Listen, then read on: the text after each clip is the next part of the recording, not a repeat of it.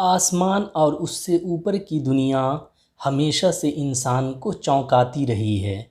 इसी चीज़ ने इंसान के अंदर तजस्सुस यानी क्यूरियोसिटी पैदा की और इसी का नतीजा है कि आज इंसान चांद और मंगल ग्रह तक पर पहुंच गया है।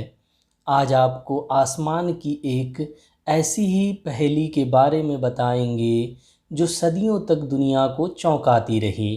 अलग अलग लोगों ने उसके बारे में कई तरह की राय पेश की, लेकिन सबसे सही बात एक मुस्लिम साइंटिस्ट ने बताई जिनका नाम कमालुद्दीन अल फ़ारिसी है। दोस्तों, आप देख रहे हैं हमारा यूट्यूब चैनल टैलेंटेड मुस्लिम, और टैलेंटेड मुस्लिम्स की सीरीज़ में आज आप इस हकीकत के बारे में जानेंगे। बाद में मॉडर्न साइंस ने भी कमालुद्दीन फ़ारिसी की बात को सही करार दिया, यानी साइंस में भी वो बात सही साबित हुई जो कमालुद्दीन फ़ारिसी ने आसमान के इस रहस्य या राज के बारे में बताई थी। इस राज से पहले आइए हम कमालुद्दीन अल फ़ारिसी को जानते हैं। अल फ़ारिसी ईरान के रहने वाले थे। उनकी पैदाइश 1260 ईस्वी के आसपास हुई और मौत 1320 ईस्वी के आसपास। उनके बारे में ज़्यादा मालूमात तो हासिल नहीं हैं।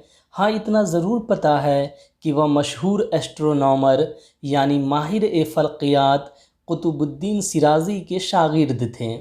उनका सबसे बड़ा कारनामा रेनबो के बारे में दरियाफ्त करना था। रेनबो या इंद्रधनुष क्या है? बारिश होने के बाद जब धूप निकलती है तो कई बार आसमान में एक रंगीन पट्टी दिखती है। इसमें 7 रंग होते हैं: बैगनी, जामुनी, नीला, हरा, पीला, नारंगी और लाल। इसे अंग्रेज़ी में रेनबो, हिंदी में इंद्रधनुष और उर्दू में कौसे कुज़ह कहा जाता है। आपको बता दें कि पहली बार अरस्तू ने इंद्रधनुष को साइंस की कसौटी पर परखा था, लेकिन उन्होंने इसका जो कारण बताया था वह इसके असल साइंटिफिक कारण के दूर दूर तक पास नहीं था। दुनिया के पहले इंसान अल फ़ारिसी ही थे जिन्होंने इस पहेली को करीब करीब हल कर लिया था। नहीं तो इससे पहले इंद्रधनुष को लेकर अलग अलग तरह की ख्याली और बेतुकी कहानियाँ गढ़ी गई थीं। जर्मनी के लोगों का मानना था कि यह एक पुल है जिसका इस्तेमाल देवी देवता दुनिया का चक्कर लगाने के लिए करते हैं। जापान के मजहबी हलके में भी करीब करीब यह ख्याल ही राइज था। बाबुल यानी बेबीलोन के लोगों का मानना था कि यह प्यार की देवी इस्तार के गले का हार है। खैर, आइए अब जानते हैं कि अल फ़ारिसी का सॉल्यूशन कितना सही था। इसके लिए हमें यह जानना होगा कि आखिर रेनबो यानी इंद्रधनुष बनता कैसे है। इससे पहले रोशनी की किरण की फितरत के बारे में कुछ बता देना बेहतर है। रोशनी की किरण जब किसी ट्रांसपेरेंट या शफ़ाफ मीडियम से गुज़रती है तो थोड़ी सी मुड़ जाती है। इंग्लिश में इसको डेविएट होना कहते हैं, यानी सीधी नहीं गुजरती है लाइन। ट्रांसपेरेंट मीडियम उन चीज़ों को कहते हैं जिसके आर पार देखा जा सके, जैसे पानी, शीशा वगैरह। जब यही रोशनी की किरण शीशे के किसी प्रिज्म से गुजरती है तो यह 2 बार मुड़ती है, और जब दूसरी बार बाहर निकलती है तो 7 रंगों में बट जाती है।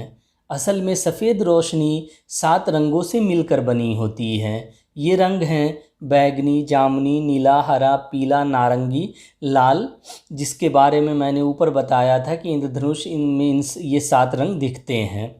रोशनी के मुड़ने को अंग्रेज़ी में रिफ्रैक्शन कहा जाता है और 7 रंगों में बटने को डिस्पर्शन यानी रिफ्रैक्शन ऑफ लाइट और डिस्पर्शन ऑफ लाइट। रेनबो का भी यही कारण है।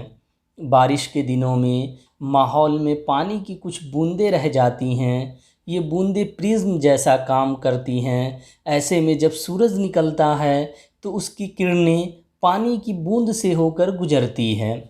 पानी की बूंदों से गुजरने के बाद और बाहर निकलने के बाद यह 7 रंगों में बट जाती है। यही बात अल फ़ारिसी ने बताई थी कि यही से जो टकरा करके लाइट या रोशनी निकलती है और रंगों में बट जाती है, वो रंगीन पट्टी के तौर पर हमें दिखाई देती है, जिसे हर लोग अपनी भाषा में अलग अलग जैसे इंद्रधनुष, रेनबो या कौसे कुज़ा कहते हैं। अल फारिसी ने बताया था कि रोशनी की किरणें पानी की बूंदों से गुजरती है और उनका 2 बार रिफ्रैक्शन होता है, इसी कारण इंद्रधनुष बनता है।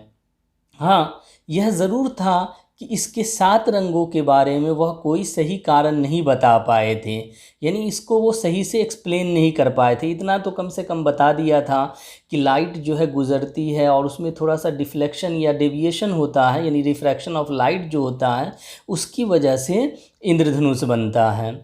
कम से कम इतना तो है कि उन्होंने न सिर्फ इस चीज़ को साइंस की कसौटी पर परखा, बल्कि 90% सही कारण बताया। बाद में जब न्यूटन ने प्रिज्म वाला एक्सपेरिमेंट कर दिखाया तो उनकी यानी कमालुद्दीन फ़ारिसी की यह बात सही साबित हुई। आपको बता दें कि कभी कभी एक साथ 2 इंद्रधनुष दिखता है, एक में रंगों का जो पैटर्न होता है वो उल्टा होता है। इसका कारण यह है कि सूरज की किरण पानी की बूंदों से एक बार निकलने के बाद दोबारा दूसरी बूंदों में दाखिल हो जाती है और जब वहाँ से गुजरती है तो फिर वो दूसरा इंद्रधनुष बनता है जिसका रंग उल्टा होता है। दोस्तों, इसके साथ ही हमारी यह वीडियो स्टोरी ख़त्म होती है। यह वीडियो स्टोरी आपको कैसी लगी कमेंट करके ज़रूर बताएं। वीडियो को लाइक और शेयर करना ना भूलें। साथ ही हमारे चैनल को सब्सक्राइब भी कर लें और बेल के आइकन को भी दबा दें ताकि हमारे नए वीडियो का अपडेट्स सबसे पहले आपको मिले। फिर मिलते हैं नए वीडियो के साथ, तब तक के लिए खुदा हाफिज़।